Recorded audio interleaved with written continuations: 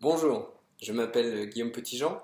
Je vais vous donner aujourd'hui deux méthodes pour travailler sur vos objectifs et améliorer vos résultats. À la fin de cette vidéo, je vais vous donner également trois exercices pratiques qui vont vous permettre de choisir les bons objectifs pour vous. Earl Nightingale a une phrase que j'aime bien qui dit « Les gens avec des objectifs réussissent car ils savent où ils vont ». Alors savoir fixer des objectifs, c'est assez vital si vous voulez améliorer vos résultats au quotidien. Et c'est quelque chose qui est largement abordé dans le domaine du développement personnel. Il y a deux approches très connues. La première, c'est celui de l'objectif SMART. L'objectif SMART, c'est un acronyme, S-M-A-R-T. Et la première lettre, S, c'est pour spécifique. Un objectif qui n'est pas spécifique, exemple, j'aimerais gagner de l'argent, ça n'est pas un objectif SMART parce que ça n'est pas spécifique. Je souhaite gagner 10 000 euros, ça c'est un objectif spécifique. L'intérêt d'être spécifique, c'est que on va tout de suite améliorer la définition de notre objectif et ça va vraiment nous aider à savoir vers quoi on se dirige. Le M de SMART, ça va être pour mesurable. Alors mesurable, ça veut dire que on est capable de mesurer si on a atteint ou pas cet objectif. Est-ce que je peux me rendre compte facilement si j'ai atteint ou pas mon objectif et à quel niveau de l'objectif je suis rendu? Est-ce que j'en suis à la moitié? Est-ce que j'en suis aux trois quarts? Est-ce que je suis sur le point de terminer? Mesurable. Le A de SMART, ça va être pour actionnable. Actionnable, ça veut dire qu'il peut être mis en mouvement. Ça veut dire qu'on peut agir dessus immédiatement. On n'a pas besoin de ressources extérieures pour commencer à travailler sur l'objectif. Ça, c'est très intéressant parce que ça veut dire qu'il n'y a pas besoin d'autre chose. Un objectif où on a besoin de ressources qu'on n'a pas actuellement, on ne peut pas travailler dessus, ça n'est pas un objectif SMART. Le R de SMART. En français, on va dire remarquable. Remarquable ou important. Un objectif remarquable, c'est un objectif qui a du sens dans notre vie actuelle. C'est un objectif qui est important dans notre vie. Exemple, si je me fixe comme objectif d'arrêter de fumer, mais que l'importance de cet objectif n'est pas suffisante dans ma vie actuelle, si ça n'est pas remarquable, ce n'est pas un bon objectif. Il y a une phrase, quelqu'un a dit un jour, si j'ai plus de 3 priorités, je n'en ai aucune. Donc, essayez de faire en sorte que vos objectifs soient remarquables, essayez de faire en sorte que les objectifs que vous vous fixez sont bien les priorités dans votre vie actuellement. Le T, très important, c'est le temps. Une limite de temps. Un objectif SMART doit avoir une limite de temps. Il y a une échéance qui arrive et qui va vous pousser et qui va nous motiver à travailler sur cet objectif. Les objectifs SMART, ça va être des objectifs à court terme. On est dans le mois, le trimestre, le semestre. Ce ne sont pas des objectifs à long terme. Il y a toujours une échéance qui arrive et qui se rappelle à nous et qui nous motive pour avancer vers cet objectif. Si vous n'avez pas de limite de temps, on ne va pas avancer sur l'objectif. On le fera plus tard. On le fera dans 1 an, dans 5 ans, dans 10 ans. Ou peut-être jamais. Donc voilà, ça c'est l'objectif SMART. La deuxième approche, c'est l'approche de l'objectif courageux. Il y a 3 étapes à l'objectif courageux: rêver, partager et démarrer. Alors l'objectif courageux, comme vous avez pu le comprendre, c'est d'abord un rêve. Donc on n'est pas dans le spécifique, on n'est pas dans la prochaine action, non, non. D'abord c'est un grand rêve, c'est quelque chose qui nous inspire, quelque chose qui nous passionne. C'est quelque chose de gros. C'est des gros objectifs. Ils disent en anglais d'ailleurs, ils disent des objectifs énormes, incroyables et fantastiques.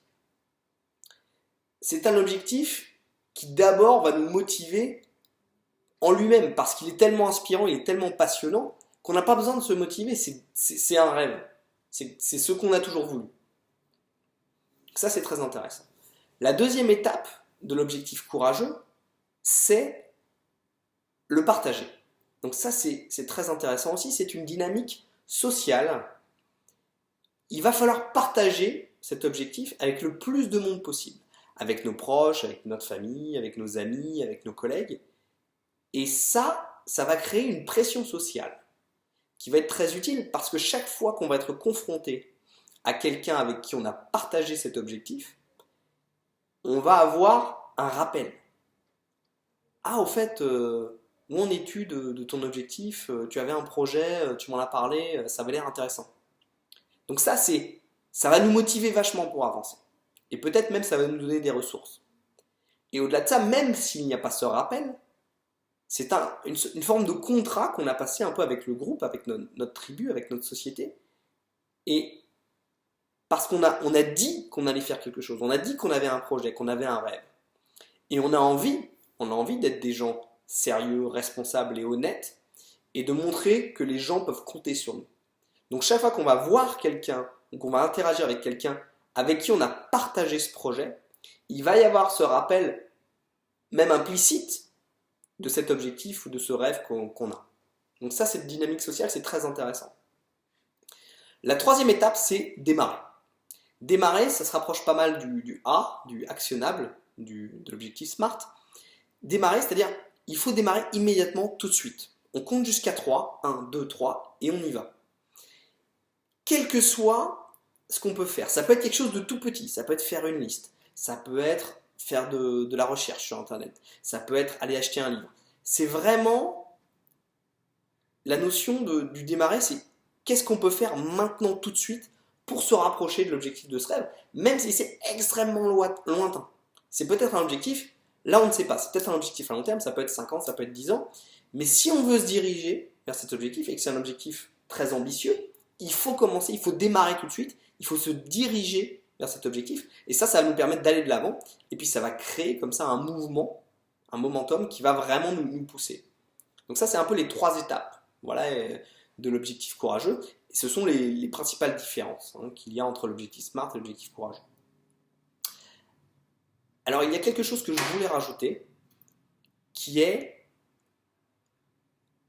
il y a des études qui ont été faites sur les gens qui ont du succès, les gens qui sont devenus fortunés, les gens qui ont réussi dans la vie. Et ils se sont aperçus que la plupart de ces gens-là avaient une habitude assez particulière. Ce sont des gens qui écrivent leurs objectifs. Alors ça peut paraître un peu fou, mais le fait d'écrire vos objectifs, ça augmente vos chances de les réaliser. Alors ça, c'est très particulier.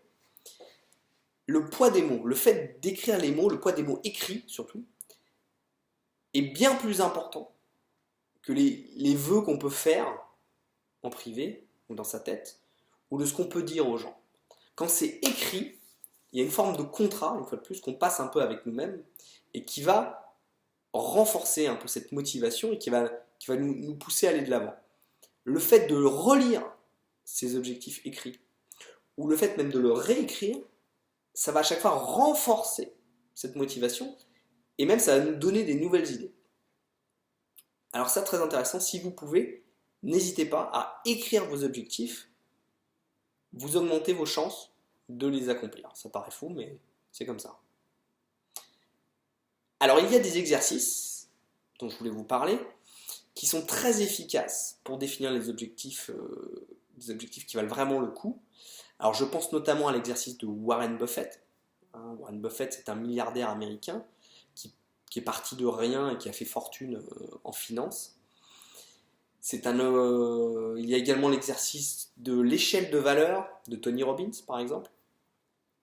Et enfin, il y a l'exercice classique de la roue de la vie.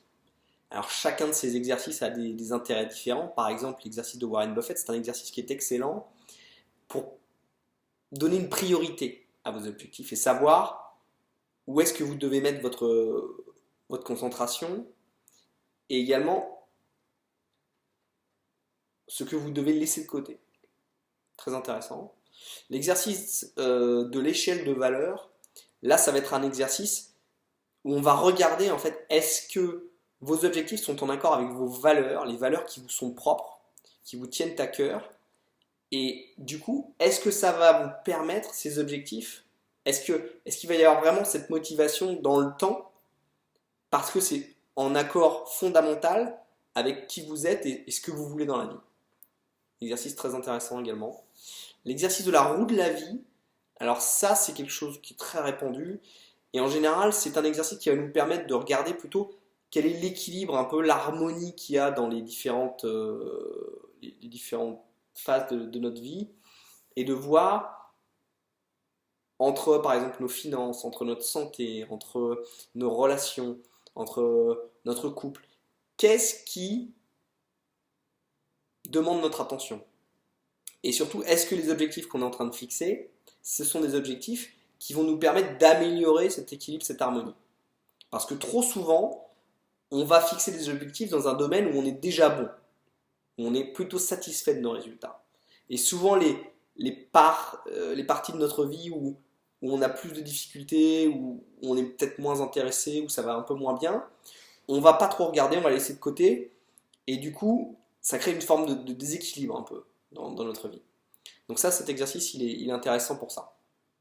Alors si vous voulez en savoir plus sur le programme et comment on travaille sur les objectifs dans le programme TIR, qui est un programme donc, du Proctor Gallagher Institute, et recevoir donc les 3 types d'objectifs tels qu'ils sont définis par Bob Proctor.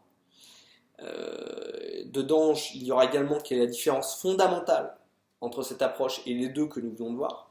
Cliquez sur le lien ci-dessous et je vous enverrai un email. Je vous enverrai également les 3 exercices pratiques que nous avons évoqués précédemment avec des étapes détaillées pour pouvoir améliorer vos objectifs. Voilà, donc travaillez sur vos objectifs. N'hésitez pas à me laisser des commentaires. Merci et à bientôt.